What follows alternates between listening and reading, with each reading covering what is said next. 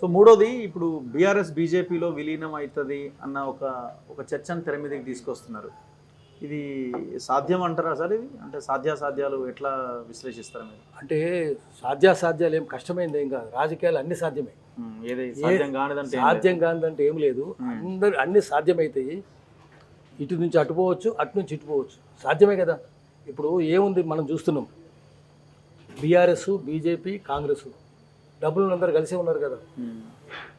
అందుకని వాళ్ళు ఎటైనా పోవచ్చు. అంతే. ఒక చిన్న జోక్ చెప్తాం మీకు, ఏంటంటే జోకే ఓకే, సబ్కా మాలిక్ ఏక్ అని ఉన్నది కదా. సబ్కా మాలిక్ ఏంది ఏక్ అంటే, ఒక ఆయనట 2 షాపులు ఉన్నాయట, మద్రాస్ కిడ్డీస్, పంజాబ్ డ్రెస్సెస్ ఢిల్లీలో. ఓకే, 2 షాపులు. మద్రాస్ కిడ్డీస్ పోతే వాడు పంజాబ్ డ్రెస్సెస్ దిగుతాడు, పంజాబ్ డ్రెస్సెస్ పోతే మద్రాస్ కిడ్డీస్ని దిగుతాడు. వీడిద్దరు తిట్టుకుంటుంటారు.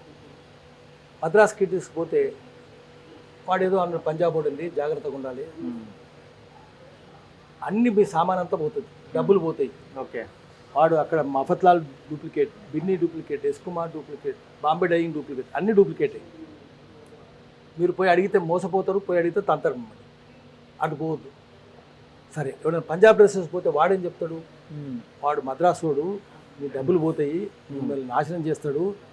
వాడు చూడండి, శ్రీలంక పోయి వాళ్ళ రాజ్యాన్ని పోయి వాళ్ళని తంతున్నాడు, మీ డబ్బులు తీసుకొని ఉంటాడా, అందుకని అడ్డుపోవద్దు అని చెప్తుంటాడు. వాడిని విడ తెచ్చుకుంటుంటాడు. ఒకరోజు మీలాంటి ఆయన పిల్లలు తీసుకొని పంజాబ్ డ్రెస్సెస్ పోయినాడు బట్టలు కొందామని, యూనిఫామ్. ఓకే, పోతే shutter down, Tarlochan Singh owner right, we mourn his death అన్నాడు. అరే ఓనర్ చచ్చిపోయింది, ఎటు పోదాం మరి, మద్రాస్ కిడ్డీస్ పోదాం బాగుంటుంది, అక్కడ పోయినాడు. అక్కడ కూడా shutter down, Tarlochan Singh owner right, we mourn his death అన్నాడు. చచ్చిపోయినాక తెలిసింది ఇద్దరికి యజమాని ఒకడే. ఈ 2 పార్టీలకు యజమాని ఒకడే. బీజేపీ కూడా అదే కావచ్చు. అందరు బీఆర్ఎస్ అయినా కాంగ్రెస్ అయినా యజమాని ఒకటే కాబట్టి వాళ్ళు ఎప్పుడైనా కలిసిపోవచ్చు. ఇద్దరికి మెగా కృష్ణారెడ్డి కావచ్చు కదా. అంతే అంతే అంతే. అందుకని వాళ్ళు కలిసిపోతారు. దీంట్లో తేడా కూడా ఏమి లేదు.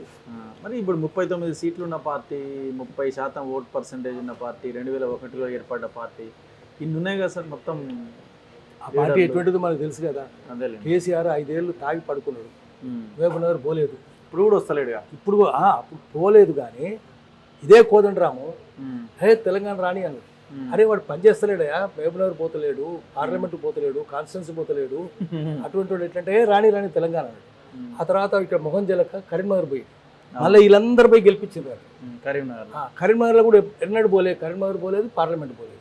ఆఖరికి తెలంగాణ బిల్లు పెట్టినప్పుడు కూడా లేడు పార్లమెంట్లో.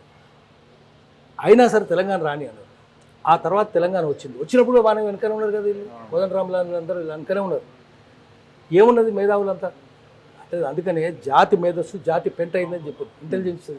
ఇంటెలిజెన్సియా which is brain of the nation has become faeces of the nation. అందుకనే వీళ్ళందరి వల్లనే వాళ్ళు వచ్చారు, ఒకటి వల్ల కాదు. సో మామూలు జనానికి ఏం తెలుస్తుంది, మామూలు జనానికి తప్పని తెలుసు. కానీ వీళ్ళు మేధావులందరూ పోయి వాళ్ళని పక్కన చేరేసరికి ఇప్పుడు ఆ మేధావులందరూ మళ్ళీ రేవంత్ రెడ్డి పక్కన ఉన్నారు. అప్పుడు కేసీఆర్ పక్కన ఉన్నాడు, ఇప్పుడు రేవంత్ రెడ్డి పక్కన. అందుకని దొంగలకు సద్దులు మోసే వాళ్ళంత కాలం దొంగతనం జరుగుతూనే ఉంటుంది. అంతే, అప్పటిదాకా ఇది ఆగదు. కానీ మొత్తం ఒక చట్రంలో ఉన్నాయేమో అనిపిస్తున్నది. పార్టీలన్నీ కలిసే ఉన్నారు, పెద్ద రియల్ ఎస్టేట్ మాఫియాలు తయారైపోయినాయి. ఏంటి సొల్యూషన్, ఏంటి అవుట్కమ్? జనానికి ఉన్నట్టు చెప్పాలి. దేశంలో డెమోక్రసీ ఉందనుకుంటే అది పిచ్చి పని.